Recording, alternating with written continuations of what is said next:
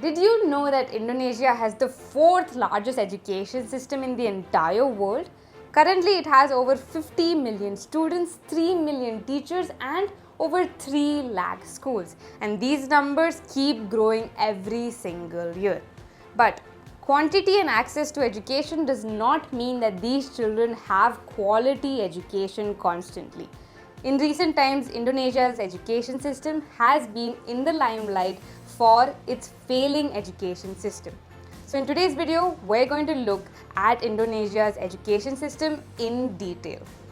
But before we look at Indonesia's education system in the present, let's go back in time and have a look at what the system looked like in the past. So Indonesia was actually colonized by the Dutch for about 350 years from the 1600s to 1942, and it was also invaded by the Japanese during the Second World War.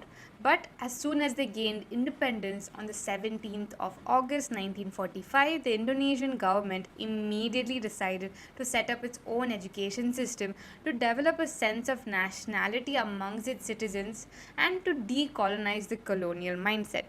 But what really changed the entire functioning of the Indonesian education system was the New Order regime that took place from 1966 to 1998.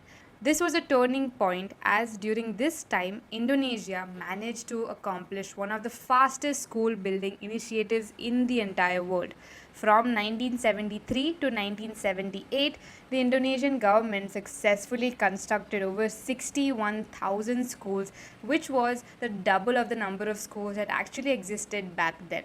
And because of this, the enrollment rates increased at a great level from 69% in 1973 to 83% by 1985.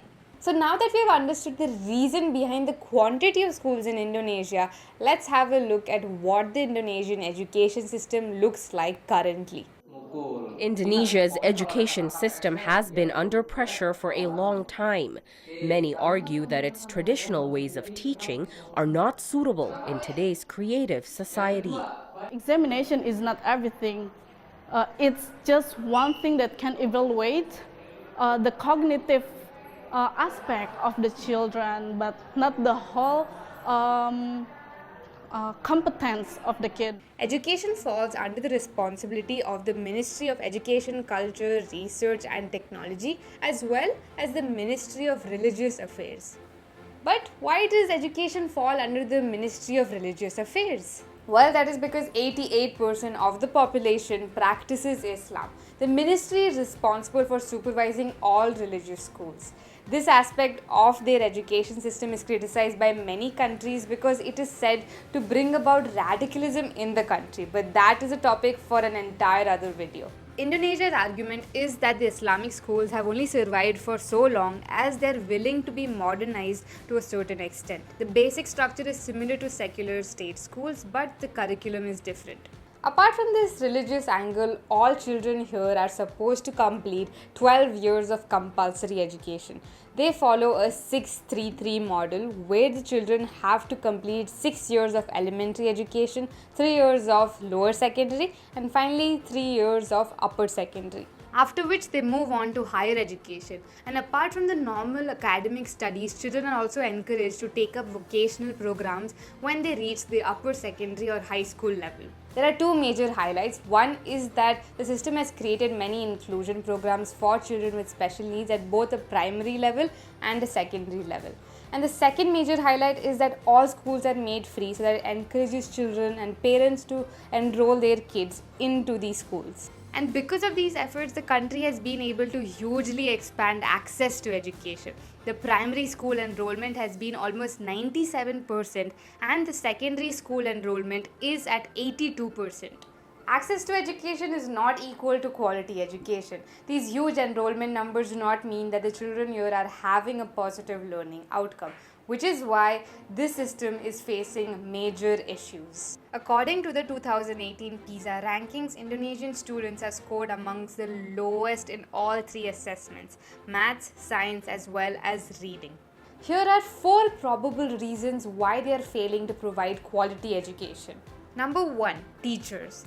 Educational institutes in Indonesia are not paying enough attention to their teachers. According to a study by the Australian Council for Educational Research in 2014, it was found that on an average, 10% of Indonesian teachers are frequently absent from schools. Another interesting find was that out of all teachers that went to teach at school, 13% of them were not actually staying or teaching in their classrooms. Lastly, in 2015, on a national aptitude test, on an average, Indonesian teachers only scored 53% out of 100. Number 2, insufficient funding. The education system here faces a lot of issues when it comes to fund allocation and expenditure. The government had committed to spend 20% of the national budget just for education, but in reality, it often falls short of that target. For example, in 2021, out of this promised 20%, only 12.6% was actually used. Number 3, outdated curriculum and pedagogy. The Indonesian curriculum has been criticized for being too focused on rote learning and lacking in critical thinking and problem solving. Even though there have been a few reforms in the curriculum, such as the implementation of the 2013 curriculum, which emphasizes on holistic learning, but in terms of implementation by teachers, it still has a long way to go as they were not given enough training and resources to support this new approach. Number 4, assessments and examination. There has been a lot of emphasis given on their standardized test, which is the national examination. But educators from around the world believe that this kind of system promotes a lot of rote learning and memorization rather than helping children develop skills such as creativity, innovation, or problem solving abilities. Research shows that during Indonesia's annual national examinations, students record high stress levels, leading to an increase of violent behaviors in schools. Instead, schools around Indonesia should work on introducing project-based learning, allowing students to understand the importance of knowledge beyond books. So, what's the future looking like for Indonesia's education system? Recently, since 2019, there have been a lot of structural changes that have been taking place in the education system, and there is only one person responsible for this. Nadiem Anwar Makarim, the new Minister of Education, Culture, Research and Technology of Indonesia. Before entering politics, he founded Gojek in 2010, the first ever technology company of Indonesia to achieve the super rare financial unicorn status. Under his leadership, the aim of the government is to have an education system that is digitally transformed by 2025. Here are a few other changes that are going to be taking place in the system. Number 1, competency-based assessments.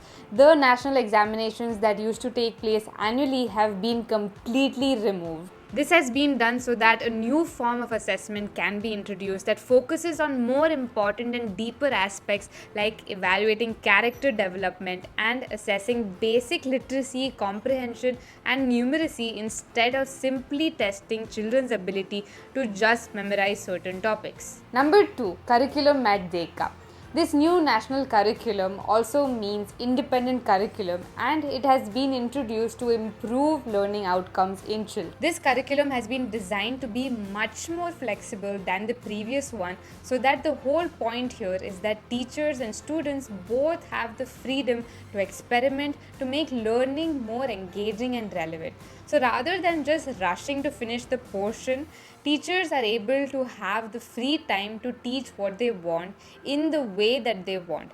And for those teachers who are less skilled, this curriculum also acts as a teacher developmental program and provides resources for improving the teaching learning process. Number 3, Campus Merdeka. At the university level, an education program called Campus Merdeka or Independent Campus has been introduced so that the youth can be prepared for leadership roles in the future. Under this program, Indonesian universities will be free from all barriers. Students will now be able to freely collaborate and study technology in the real world, and experts from the industry will be able to teach in these universities and guide these students using their experiences. So it will be a free flow of knowledge which will reduce the gap between industry and academics. Now finally, what are my thoughts? Honestly, I believe that Indonesia has a long way to go until it can provide quality education for all children. But I feel like with this new leadership in place, there is a lot of hope for improvement in the system. But they will have to start focusing on the basics such as fund allocation, teacher participation, and also learning outcome. And even though they might have fought one battle of bringing children to school, they need to now fight the more difficult battle of making sure those children are given an education that allows them to think independently and form their own opinions. I still believe that education should remain a sector that is secular so that all children, regardless of their backgrounds, can have access to equal quality education. So, on that front, I'm still curious to know what this new leadership will do in the future. So that's the end of today's video. I would love to know your thoughts about Indonesia's education system and what kind of reforms you would like to see in that country. If you like this video, I would recommend that you check out my analysis on Singapore's education system as well, which will give you an all-rounded perspective on different kinds of systems in the world. So see you next week. Bye.